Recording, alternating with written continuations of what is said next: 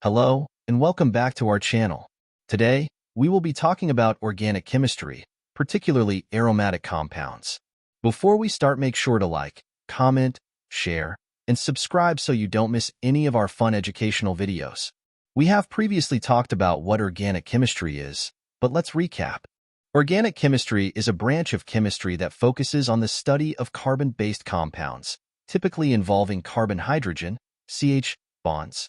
It was originally confined to compounds produced by living organisms, but now extended to include man-made substances based on carbon, such as plastics. What are aromatic compounds? Aromatic compounds are compounds that are unsaturated hydrocarbons with a ring structure and a bonding structure that causes them to be chemically stable. Benzene, C6H6, is the simplest aromatic compound. The structure of a benzene has 3 double bonds. One carbon is double bonded to the next carbon, and that next carbon has a single bond to the next carbon, and that carbon has a double bond to the next carbon, and so on within the benzene ring, which ends up having 3 double bonds and 3 single bonds within the carbon. The double bonds are represented by 2 lines. You can also draw a benzene by drawing a hexagon with a circle inside. How do we name aromatic compounds? Naming aromatic compounds is very similar to other organic compounds. We always start by naming the branches alphabetically with the lowest possible position number, and the parent name at the end of the compound name is called benzene. When a benzene has only 2 branches, the prefixes ortho, meta, and para are sometimes used to represent branch positions instead of numbers. When the compound name starts with ortho, it means that the 2 branches that are attached to the benzene are attached to carbon number 1 and carbon number 2. When the compound name starts with meta, it means that the 2 branches that are attached to the benzene are attached to carbon number 1 and carbon number 3. When the compound name starts with para, it means that the 2 branches that are attached to the benzene are attached to carbon number 1 and carbon number 4. Let's see some examples. So we have these 3 aromatic compounds. They all have a methyl and an ethyl group, but at different position numbers. In the first compound, we have the methyl group at carbon number 2 and ethyl group at carbon number 1. There are 2 correct ways to name this. Let's start with the commonly used one. So 1, ethyl, 2, methylbenzene, which indicates where each group is. Since they are at carbon number 1 and carbon number 2, we can use the prefix ortho. So the second way of naming it is ortho-ethylmethylbenzene. When having multiple branches, always name in order of alphabets. What about the second compound? So the ethyl group is at carbon number 1, and the methyl group is at carbon number 3.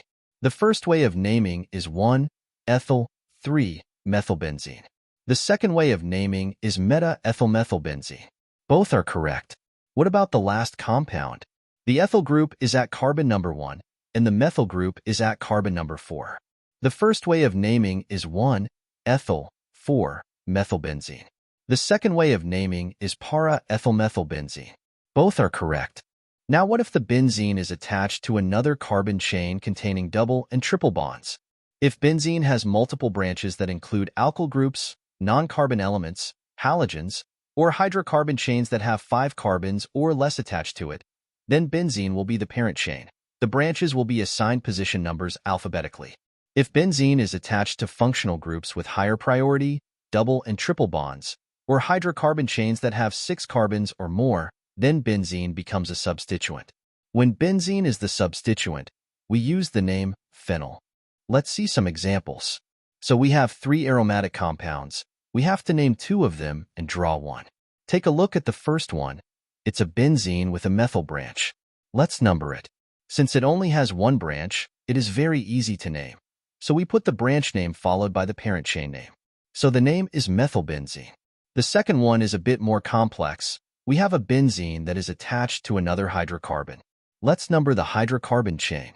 The hydrocarbon chain has 6 carbons, so in this case, benzene will be the substituent. Since benzene is attached to the 3rd carbon in the hydrocarbon chain, we write 3-phenyl then the parent chain, which is hexane. So the name will be 3-phenylhexane. What about the last one? When drawing organic compounds, we always start by drawing the parent chain, which is at the end of the compound name. So the parent chain is oct, 2-ene, meaning there are 8 carbons and a double bond at carbon number 2. Next, we start drawing branches and substituents. We see that at carbon number 4 and carbon number 6 there is benzene. So we attach a benzene ring to carbon number 4 and carbon number 6. And that's it. Nice and simple. That's it for aromatic compounds. We hope you all enjoyed this video and learned something. Don't forget to like, comment, share, and subscribe. We hope to see you in our next video. Bye.